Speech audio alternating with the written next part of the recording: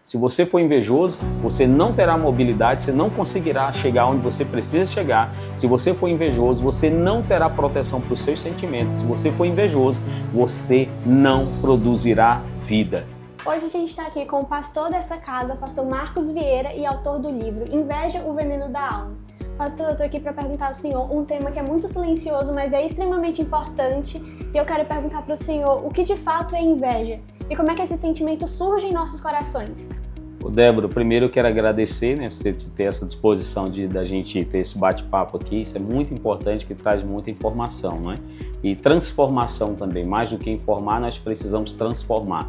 A inveja, ela é um sentimento sorrateiro e tá aí o perigo dela, porque por ser sorrateiro e sutil, caminhar às sombras, às escondidas, ela entra dentro da nossa alma e ela se instala, ela devasta os nossos relacionamentos, né? A inveja, ela já dividiu famílias, já dividiu igrejas, a inveja já proporcionou guerras, a inveja já fez irmão matar irmão. A gente vê isso na Bíblia, né? O primeiro grande assassinato que a Bíblia mostra, né? Que foi entre Caim e Abel. Na verdade, Caim matando seu irmão Abel, o pressuposto daquilo ali tudo foi a inveja.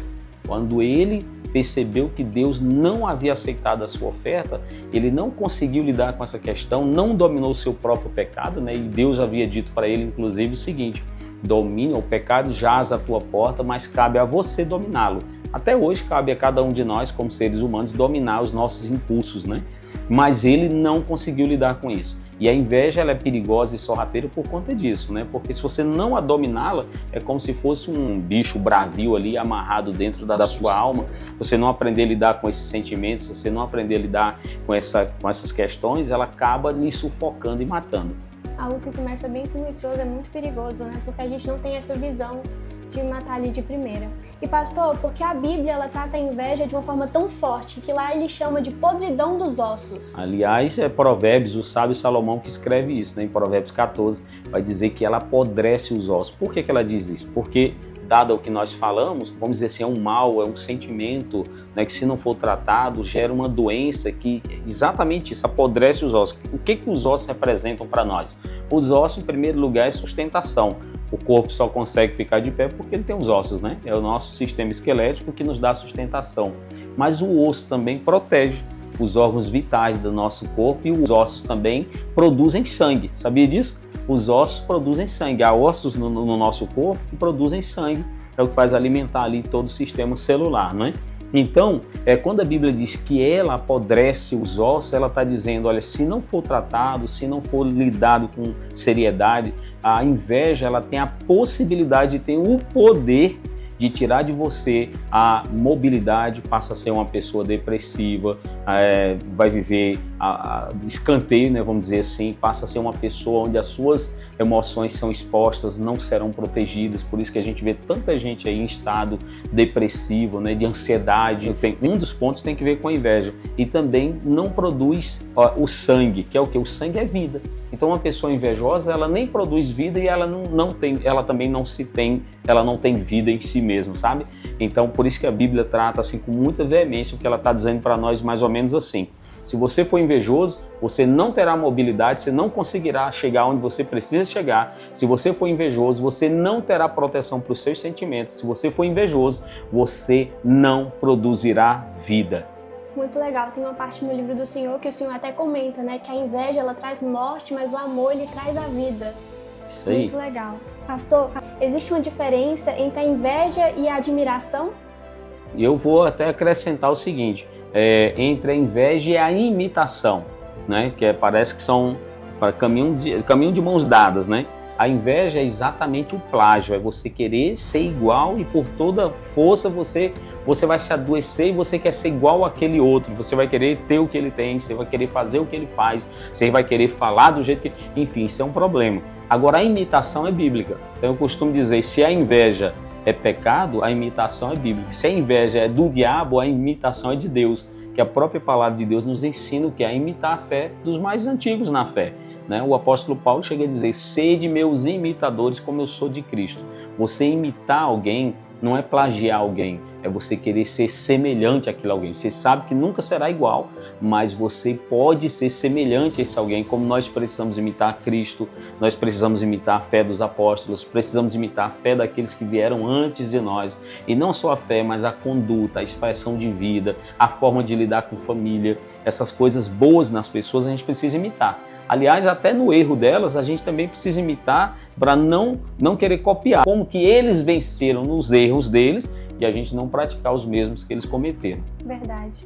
Pastor, a falta de identidade e de propósito pode abrir espaço para a inveja?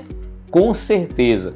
Eu costumo falar também, inclusive a gente trata no livro, né, que a identidade fraca, por você não saber quem você é, se você não tiver condições, assim, sabe, emocional, espiritual, de você realmente se identificar e não saber quem você é em Deus, você acaba invejando. Foi o que aconteceu com o próprio Caim. Ele olhou para o irmão e por que Deus aceitou a oferta dele e não aceitou a minha? Em vez de ele olhar para si, ele olhou para o irmão e para o que Deus estava fazendo na vida dele. Muitos de nós também, muitas vezes, olhamos para o que está acontecendo na vida do outro e esquecemos a nossa, não é? E todas as vezes, Débora, que nós realmente vemos a bênção do outro e nos maltratamos em nós mesmos, significa dizer que a minha identidade é fraca, minha identidade é colapsada, minha identidade de não saber quem eu sou em Deus me coloca no meio de um frenesi, eu acabo me perdendo em mim mesmo, entendeu? Então a inveja, com certeza, ela é fruto também de uma identidade fraca e desprezível, né? A pessoa não sabe quem ela é em Deus, precisa buscar isso, né? Verdade, buscar nossa identidade em Cristo, né? E hoje, com as redes sociais, onde a gente vê o melhor dos outros e às vezes acaba caindo em comparação, isso tem intensificado esse problema?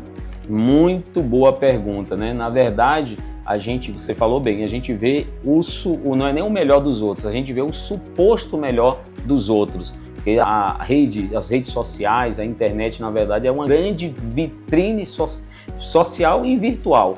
Lá a gente vê as realidades das pessoas de modo cortado, sempre bonito, sempre maquiado, sempre arrumado o cabelo, sempre vestido numa boa roupa, sempre falando bem, inclusive sem erros, como está acontecendo aqui está ao vivo, né?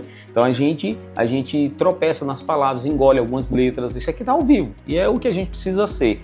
Mas todas as vezes que nós pautamos a nossa vida comparando, né? Nos comparando ao que está no mundo virtual, você pode entrar por esse primeiro mal, que é o primeiro caminho que gera inveja, é a comparação. Você pode se comparar a alguém e você pode nunca chegar ao que aquela pessoa foi, ou é, ou fala, ou tem, e aí você entra, né, é gerado em você esse sentimento da inveja. Então, com certeza o que você está dizendo, isso é muito propício nos dias de hoje. As pessoas veem na internet e elas projetam a vida delas olhando para esses recortes da vida virtual que não tem que ver com o real.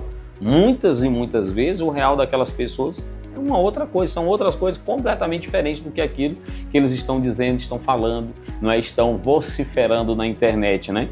E aí, se você entrar por esse caminho da comparação, que é o primeiro estágio da inveja, começa com a comparação. Se você entrar por esse caminho da inveja, se comparando a outras pessoas, inclusive com base nessas realidades, volto a dizer, virtuais e cortadas, sempre editadas, você pode tropeçar no sentimento da inveja e se tornar um invejoso. Pastor, que aula! É uma honra estar aqui com o senhor, eu quero agradecer. Obrigado. E você que ainda não leu o livro e não adquiriu o seu, o link a gente vai deixar logo aqui abaixo. Obrigada, e ele tá aqui, né? Inveja, o veneno da alma. Legal. Obrigado. Obrigada, Pastor Marcos. Obrigado.